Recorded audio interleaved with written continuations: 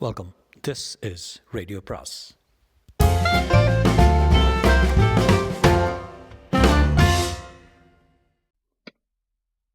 அனைவருக்கும் அன்பு வணக்கம். ராக்கி ரங்கராஜனின் மறுபடியும் தேவகி அத்தியாயம் 11. சில நிமிடங்களுக்கு உலகத்தின் சுழற்சியை நின்றுவிட்ட மாதிரி இருந்தது சூரிக்கு. நாதஸ்வர கோஷ்டியையும் எதிர்வீட்டையும் மாறி மாறி பரபரப்புடன் பார்த்தவாறு இருந்தன அவன் கண்கள். மிஸ்ஸஸ் ரத்னத்தின் கணவனான வேத சிகாமணியின் வருகைக்காகவே இந்த ரகசிய போலீஸ் காத்திருக்கிறது என்பது அவனுக்கு தெள்ளத் தெளிவாக தெரிந்தது. வேத சிகாமணி கட்டாயம் இப்போது வருவார் என்று இவர்கள் எதனால் எதிர்பார்க்கிறார்கள்? கல்யாண வீட்டாருக்கு தன் இல்லத்தில் இடம் கொடுப்பதாக சொல்லியிருந்தாராம். அந்த வாக்கை காப்பாற்றுவதற்காகவா வருவார்? உயிருக்கு அபாயம் ஏற்பட்டாலும் பரவாயில்லை, கொடுத்த வாக்கை நிறைவேற்ற வேண்டும் என்று கருதக்கூடிய அளவுக்கு அந்த வேத சிகாமணி நல்ல மனிதரா? சந்தனம் எடுத்துங்க என்று வெள்ளி பேலாவை சூர்யாவின் முன் நீட்டினார் கல்யாண பெண்ணின் அம்மா.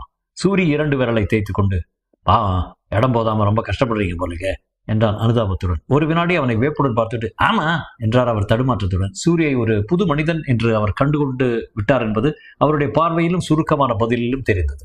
சூரி வேண்டுமென்றே, கேள்விப்பட்டேன் எதிர் வீட்டு வேத சிகாமணி உங்களுக்கு உதவி செய்வதாக வாக்களிச்சு விட்டு கடைசி நிமிடத்தில் காலை வாரி விட்டாரமே என்றான். கண்ணிமைக்கும் நேரத்திற்குள் அந்த மனிதனின் பார்வை மேலக்குழுவின் பக்கம் பாய்ந்துவிட்டு திரும்பியது. அந்த மின்வெட்டு காலத்துக்குள் சூரி அவரை புரிந்து கொண்டு விட்டான்.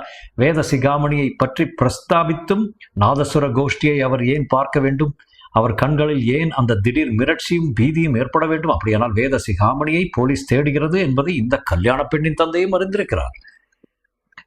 நீங்க மட்டுமல்ல, வேத சிகாமணியக்காக வேறு பலரும் காத்திருப்பதாக தெரியுது என்றபடியே சூரி தானும் அந்த நாதசுர கோஷ்டியை பார்த்தான் பொருட்செறிவுடன். கல்யாண வீட்டுக்காரர் அசமஞ்சம் அல்ல, குறிப்பை புரிந்து கொண்டார். 2 பேருக்கும் பொதுவான ரகசியம் இருப்பதை உணர்ந்து அதன் விளைவாக ஒரு வகை நட்பு பூப்பதை புரிந்து கொண்டார். உள்ளே இருந்து கெட்டிமேளம் என்று யாரோ குரல் கொடுத்ததால் மேல கோஷ்டியின் வாசிப்பு முன்னை விட பல மடங்கு கர்ண கொடூரமாக வருத்தது. ஆகவே வேத சிகாமணியை பற்றி இருவரும் பேசிக்கொண்டது வேறு யார் காதிலும் விழவில்லை, கவனத்திலும் படவில்லை. மணப்பெண்ணின் தந்தை மற்றவர்கள் காதில் விழும்படியாக இறைந்து, சார் கொஞ்சம் இப்படி வாசப்பக்கம் வாங்க, அந்த இலக்கட்டு வாங்க போன ஆளை காணவே இல்லை, சற்று நீங்கள் தான் பாருங்களேன் என்று கவலைப்படுவர் போல பேசி தெருப்பக்கம் அழைத்து போனார். யாரு அந்த சோம்பேறியா? அவனை போய் அனுப்புனீங்களே, தெருக்குடியில் சிகரெட் பிடிச்சிட்டு இருப்பான், நின்றுப்பான் என்று தானும் இறைந்தே பேசியபடி அவரை பின்தொடர்ந்து வாசலுக்கு சென்றார் சூரி.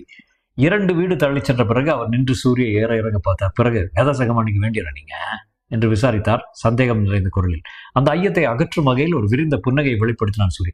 அவருக்கு என்ன தெரியாது, ஆனா அவரை போலீஸ்லேருந்து காப்பாற்றவே நான் சென்னையிலேருந்து வந்திருக்கேன், அவருக்கு வேண்டிய ஒருவர் நான் அனுப்பியிருக்கிறாங்க என்றான். வீடு மொத்தம் வேத சிகாமணியை திட்டிட்டு இருக்கு, சமயத்தில் உதவாமல் போயிட்டாருன்னு ஏன் ஒருத்தனுக்கு தான் தெரியும் அவர் எப்படிப்பட்ட அபாயத்தில் இருக்கிறாருன்னு என்றார் கல்யாண வீட்டுக்காரர். கவலையுடன் அவர் முகத்தை சுழித்த சமயம் கருப்பு குடுமியை கீழே இருந்த வெள்ளை கடுக்கன் மினுமினுத்தது. சூரிய அவரை மேலும் துருவும் நோக்கத்துடன், அவரை போலீஸார் தேடுவது ஏன் உங்களுக்கு தெரியும் இல்லையா என்றார். நல்லா தெரியும், அதை காட்டிலும் அபத்தம் கிடையாது. எறும்புக்கு தீங்கு நினைக்காதவர் சார் வேத சிகாமணி. அவராவது தம் பொண்டாட்டியை கொலை செய்யறதாவது. நாதஸ்வரக்காரங்க ரகசிய போலீஸு, அதுவும் தெரியும். நான் அமர்த்திய நாகஸ்வரம் வேறு, அவங்க தங்களை அனுப்பிதாக இவங்க சொல்லி சந்தேகம் ஏற்பட்டுச்சு. அதனால தான் வேத சிகாமணியை வெளியே வராதிங்கன்னு எச்சரிக்கை பண்ணி என் மனைவிக்கும் கூட தெரியாம கொல்ல பக்கத்து அறையில் உட்கார சொல்லியிருக்கேன்.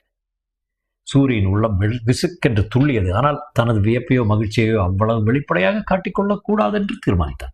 இந்த மனிதர் எதையும் மோப்பம் பிடிக்கக்கூடிய எச்சரிக்கையாளராக இருக்கிறார்.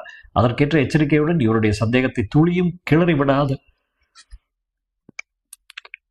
படி நடந்து கொள்ள வேண்டும். வேத சிகாமணி கல்யாண வீட்டுக்குள்ளே ஒளிந்திருப்பது முன்பே தனக்கு தெரிந்த சமாச்சாரம் தான் என்பது போல. ஆனா அந்த போலீஸ் கழுகு வட்டமடிக்கிற வட்டாரத்தில் அவர் ஒரு நிமிடமும் தங்கக்கூடாது. தங்க ஆபத்து தான் என்றான்.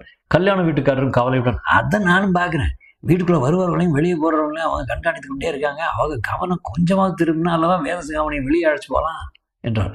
சரி, வேத சிகாமணியை நான் பார்த்து ஏதாவது வழி பண்ணுறேன், வாங்க, அதிக நேரம் இங்கே நின்று பேசிட்டு இருக்க சந்தேகத்தை ஏற்படுத்தும் என்று சூரிய கூறவே இருவரும் வீட்டுக்குள் திரும்பினார்கள். அடாடாடாடாடா, சுத்த மோசம் சார், நீங்கள் இலக்கட்டை வாங்கிட்டு அவன் எப்போ கொள்ள ரூமில் கொண்டு வந்து போட்டுட்டானாமே, அதை கவனிக்காம என்று ஒருவரை ஒருவர் குறை சொல்லி கொண்டே வீட்டின் பின்புறம் சென்ற அந்த இருவர் மீதும் எவருடைய சந்தேகமும் விழவில்லை. அதோ அந்த அறைதான் என்று கிணற்றுக்கு பக்கத்தில் இருந்த ஒரு சிறுகையை சுட்டி காட்டிவிட்டு மணப்பெண்ணின் தகப்பனார் திரும்பினார். சூரி கிணற்றில் தண்ணீர் இருக்கிற மாதிரி சிறிது நேரம் போக்கு காட்டி கொண்டிருந்த பின் விருட்டென்று அந்த அறைக்குள் நுழைந்து கதவை சாத்திக் கொண்டான். யாரு யாரது யாரது என்று பதறினார் வேதசிகாமணி. முடங்கி உட்கார்ந்திருந்தவர் திடுக்கிட்டு எழுந்து நின்று கொண்டார். நிதானத்துடன் சூரி அவரை ஆராய்ந்தார். உண்மையில் 45 வயதுதான் இருக்கும். ஆனால் 90 வயது கிழவராக காட்சி தந்தார். பஞ்சை பீத்து போட்ட மாதிரி இங்குமங்கும் வழுக்கை தலையில் சில நரைமுறை மயிர்கள் குத்து குத்தாய் கிடந்தன. மூஞ்சூறு போல சிறிய உடம்பு, ஒட்டிய கன்னங்கள். சூரி ஆச்சரியப்பட்டு போனான். மிஸ்ஸஸ் ரத்னத்தின் கணவராக அவர் நடத்திய குடும்ப வாழ்க்கையை பற்றி போலீசாரிடம் சொல்லப்பட்ட விஷயங்கள் அவனுக்கும் காதில் விழுந்திருந்தன.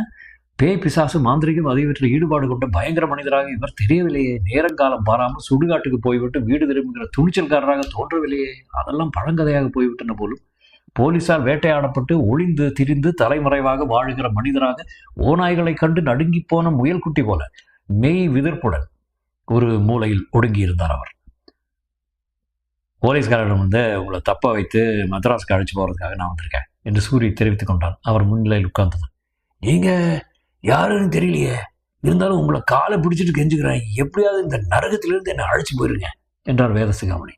கொலைகாரங்களுக்கு மன அமைதி கிடைப்பது கஷ்டம்தான் என்று சூரி அழுத்தமாக கூறினார். ஐயோ, நானும் கொலைக்காரன். தாலி கட்டின பெஞ்சாதியை கொலை செய்யற அளவுக்கு பாவி என்ன சொல்றீங்க? முரடன், கோபக்காரன், பெண்டாட்டியை பிடிக்காதவன், பிரி சூன்ய பழக்கங்கள் உள்ளவன் எல்லாம் ஒப்புக்கொள்றேன். ஆனா ரத்னத்தை நான் கொலை பண்ணவே இல்லை. அவளை பார்த்தே எத்தனையோ வருடமாகிறது என்று தேம்பி அழுதபடி சொன்னார் வேதசிகாமணி. பின்ன ஏன் தலைமறைவா இருக்கீங்க? அது அப்புறம் சொல்றேன், முதல்ல என்ன வெளியே அழைச்சிட்டு போங்க. உங்க வீட்டு சாவி வச்சிருக்கீங்களா என்று சூரி கேட்டார். இதோ என்று வேட்டி முடிச்ச அவிழ்த்து தந்தார் வேதசிகாமணி. வெளியே நாதஸ்வர கோஷ்டி பித்து வாங்கி கொண்டிருந்தது. இன்னும் கொஞ்ச நேரத்துல வாசல்ல ஒரு அமளி ஏற்படும். பரபரப்பா எல்லாரும் ஓடுவாங்க. அதுதான் உமக்கு சந்தர்ப்பம். கூட்டத்தோட கூட்டமா வெளியேறி தெருக்கோடிக்கு வந்துடணும். டாக்ஸியுடன் நான் காத்திருப்பேன் என்று கூறிவிட்டு அவர் நன்றியுடன் கைகூப்பி தடுமாறுவதை கூட சட்டை பண்ணாமல் வேகமாய் வெளியேறினான் சூரி. ஒத்து ஊதி கொண்டிருந்தவர் சற்று நிறுத்தி தெருவில் நடைபெறும் சண்டையை வேடிக்கை பார்த்தார். ஜால்ரா பையன் ஜால்ராவை வைத்துவிட்டு வாசலுக்கே போய்விட்டார். தவில்காரர், குறப்பயல்கள் என்பது சரியா இருக்குது பாருங்களேன் என்று எழுந்து சென்றவர் தவில் அடிக்கும் குச்சியை ஓங்கி, போங்கடா பால, கல்யாண வீடு தான் கிடைச்சது அவங்க சண்டைக்கு என்று விரட்டினார். ஆனால் அதற்குள் தெருவில் வந்த லம்பாடிகளின் கூட்டம் 2 கட்சியாக பிரிந்து உலக போரையே தொடங்கிவிட்டது. அதிலும் 2 தரப்பு பெண்களும் போட்ட கூச்சல் அக்கம்பக்கம் மொத்தத்தையும் கூட்டியது. தெருமுனையில் டாக்ஸியில் காத்திருந்த சூரி திருப்தியுடன் சிரித்துக் கொண்டான். அவன் செய்த ஏற்பாடு நன்றாக நிறைவேறுகிறது. நாதஸ்வர கோஷ்டியை சேர்ந்த அனைவரும் இப்போது வெளியே வந்து விட்டார்கள். சண்டை எதிலே ஆரம்பித்தது என்பதை விளக்கிக் கொள்ள முனைந்தார் தவில்காரர். கூறவர்களில் ஒருவன் வேதசிகாமணியின் வீட்டை சுட்டிக்காட்டி, மெத்த வழியே ஒரு ஆள் உள்ள குதிச்சது பார்த்தேன்னு சொன்னேன், இவங்கிட்ட போட்டேங்கிறான் என்றான். மற்றவன் அதற்கு, இவன் எப்பவும் இப்படித்தான் சாமிய, பட்டச்சாராயம் போட்டுட்டு எதனாச்சும் பிணாத்துவான் என்றான். நானும் பிணத்துறேன் இந்த பர்சாமி, அந்த ஆளு மாடி தவற போன இந்த சாவியை கீழே போட்டு ஓடினான் என்று முதல் ஆள் ஒரு சாவியை காட்டினான். அதற்கெல்லாம் தேவை இருக்கவில்லை. வேதசிகாமணியின் வீட்டுக்குள் ஒரு ஆள் ஏறி குதித்தான் என்று கேள்விப்பட்டதுமே நாதஸ்வர கோஷ்டியில் பரபரப்பு ஏற்பட்டு வினாடிக்கு வினாடி உச்சத்துக்கு ஏறி கொண்டிருந்தது. நாதஸ்வரம் வாசிப்பவர் சாவியை பறித்து கொண்டு எதிர் வீட்டுக்கு போய் பாய குறவர் கூட்டமும் கல்யாண வீட்டு கூட்டமும் அவரை பின்தொடர்ந்து ஓடின. அந்த சந்தடியின் நடுவே திருமண வீட்டின் பின்புறத்திலிருந்து ஒரு பயந்த உருவம் நழுவி வெளியேறுவதை எவரும் கவனிக்கவில்லை. தாத்தா, ஊசோ தாத்தா, இதோ அழைச்சு வந்துட்டேன் என்று குரல் கொடுத்தார் சூரி. பலே பலே என்று பாராட்டு குரல் பதிலாக வந்தது. வேதசிகாமணி கண்ணை தீர்த்து விட்டுக் கொண்டார். என்ன முயன்றும் அந்த இருளில் அவரால் ஒன்றையும் காணக்கூட முடியவில்லை. யாரு இங்க இருப்பது? ஏன் இங்கே என்ன அழைச்சு வந்தீங்க என்று கோபமாக வினவினார் சூரி இருக்கும் இடத்தை நோக்கி. அத அவன் சொல்லணுமா? உனக்கே தெரிந்தது தானே, கழுத்து சுருக்கிலிருந்து உன்னை காப்பாத்துத்தான் அழைச்சு வந்தான் என்று குரல் பதில் அளித்தது. உடம்பெங்கு முத்து முத்தாக வேர்ப்பதை உணர்ந்தார் வேதசிகாமணி. இனம் தெரியாத பீதி ஒன்று அவரை காலோடு தலை ஆட்கொண்டது. வேண்டாம், என்ன காப்பாற்ற வேண்டாம், வெளியே விட்டு போடுங்க, போயிடுறேன், போலீஸிடம் எனக்கு ஒன்றும் பயம் இல்லை என்றார். கெக்க என்று இருட்டுக்குரல் குரூரமாக நகைத்தது. வேதசிகாமணிக்கு நரம்புகளை பிடுங்கி வெளியே இழுப்பது போலும் ரத்தம் உறைவது போலும் இருந்தது. எந்த சுடுகாட்டிலும் எந்த நேரத்திலும் ஏற்பட்டிராத அச்சம் இப்போது அவரை மெய் நடுங்க வைத்தது. நல்லதுக்கு அழைத்து வரப்பட்டோமா அல்லது தீய நோக்கத்துடனா? இவர்கள் கேட்கும் கேள்விகளுக்கு உண்மையாக பதிலளிப்பதா அல்லது மறைப்பதா? வேதசிகாமணி, போலீஸ் பயப்படாதவன் ஏன்பா ஒளிந்து திருகிறாய் என்று இருட்டு குரல் குடைந்தது. மீண்டும் வேதசிகாமணி குழப்பத்துடன், என் மேல அவ சந்தேகப்பட காரணம் இருக்குது. அவ ரத்னம் கொலையான தினத்துல அந்த நேரத்துல நான் வேறு இடத்துல இருந்தேன். ஆனா அது எந்த இடம்னு சொல்ல முடியாது இருந்தது. கே என்று மறுபடியும் அந்த கோர நகைப்பு எதிரொலித்தது. இருட்டுக்குள்ளிலிருந்து, அலிபி இல்லாம மாட்டிக்கொண்டிருக்கிறாய் ரசா, புல்லே புல்லே, என்னிடமாவது சொல்லு, கொலை நடந்த நேரத்தில் எங்க இருந்தாய்ங்கிற விவரத்தை. வேதசிகாமணி மௌனமாயிருந்தார். சொல்லு என்று உரிமையது குரல். உசா தாத்தா, இவன் சொன்னால் என்ன சொல்லாவிட்டால் என்ன, விடுங்க என்றான் சூரி. சொல்லு என்று மறுபடி குரல் பல்லை கடித்தது. மாட்டே, முடியாது, என்ன இங்கிருந்து அனுப்பி விடுங்க. அனுப்புவதற்காக உன்னை இங்கே அழைச்சி வரவில்லையப்பா என்று குரல் பதிலளிக்கும் போதே தன் தலையை யாரும் தொடுவது போல தோன்றியது வேதசிகாமணிக்கு. தொட்டது அமானுஷ்யமான கை போல இருந்ததால் அவருக்கு தேகமெங்கும் மயிர்கால்கள் குத்திட்டு நின்றன. குரல் தொடர்ந்தது. நீ போலீஸ் பிடியில் அகப்பட்டா குற்றவாளி நீ இல்ல என்பதை கண்டு விடுவாங்க. அடுத்தாற்போல் அம்பிகாவை பிடித்து விடுவாங்க. நீ இப்படி தலைமறைவா இருக்கிற வரையில் தான் அம்பிகாவுக்கு ஆபத்து இல்லை. வேதசிகாமணி குறுக்கிட்டு, அம்பிகாவா? யாரது அம்பிகா என்றார். அவசியம் வர்ற போது சொல்றேன் என்றது குரல். உன் பொஞ்சாதி ரத்னத்தை அம்பிகா கொலை பண்ணியிருக்கலாம்னு போலீஸ்காரனுக்கு ஒரு சந்தேகம். அவளை பிடித்து அழைத்து விட்டால் எங்களுடைய நோக்கமே கெட்டுடும். அம்பிகாவின் மூலமா நாங்க செய்ய வேண்டிய காரியம் இன்னொன்றுக்கு. அதுவரை அவள் வெளியே உலவ வேண்டியது அவசியம். அவள் வெளியே இருக்க வேண்டுமானால் நீ தலைமறைவா போலீசாரின் சந்தேகத்தை உன் மீது போட்டுக்கொள்றவனா இருந்தாக வேண்டும். அதற்கு இதை காட்டிலும் பொருத்தமான இடம் கிடையாது. வேதசிகாமணி அலறினான். இந்த இருட்டு நரகத்திலா? எத்தனை காலம்? என்ன என்று வரையில்? ரத்தத்தை ஐஸ் கட்டியாக ஆக்கும் அந்த நகைப்பு மீண்டும் கேட்டது. காலமா நேருமா? அதெல்லாம் வெளிச்சம், பார்வை, நடமாட்டம் முதலியன உள்ள வெளி உலகத்தில். இந்த இருட்டு எல்லாவற்றையும் கடந்தது. இது தனி உலகம்.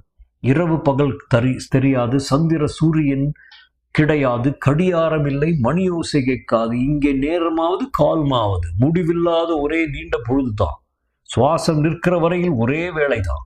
கெக்கே என்ற அந்த ஆந்தை சிரிப்புக்கு எதிரொலி போல கீழே இருந்து ஒரு குறைப்பு சத்தம் கேட்டது. இடைவிடாமல் மேல் ஸ்தாயில் கேட்டது. கதவை சாத்தி பூட்டிக் கொண்டு சூரி தடதளவன் கீழே இறங்கி வந்தான். அம்பிகா பதறி துடித்தபடி அவனிடம் ஓடி வந்தான். சூரி, இது எங்கிருந்தோ என் வீட்டுக்கு வந்துருச்சு. நேற்று ராத்திரி என்னை விடவே மாட்டேங்கிறது. அடையாறு கலிவரதன் பங்களாவில் பார்த்து கேட்டு நாய் இது என்றாள். பார்ப்பதற்கு மகா அருவறுப்பாயிருந்த அந்த கேட்டு நாய் தொண்டை இழிந்து விடும் போல குறைத்தவாறு அவளை சுற்றி சுற்றி வந்து கொண்டிருந்தது. சூரி கையிலாகப்பட்ட ஒரு ஸ்கேலை எடுத்து சே வா என்று அதை விரட்ட பார்த்தான். உடனே அந்த நாய் மாடியை நோக்கி ஊளையிடத் தொடங்கியது. தொடரும்.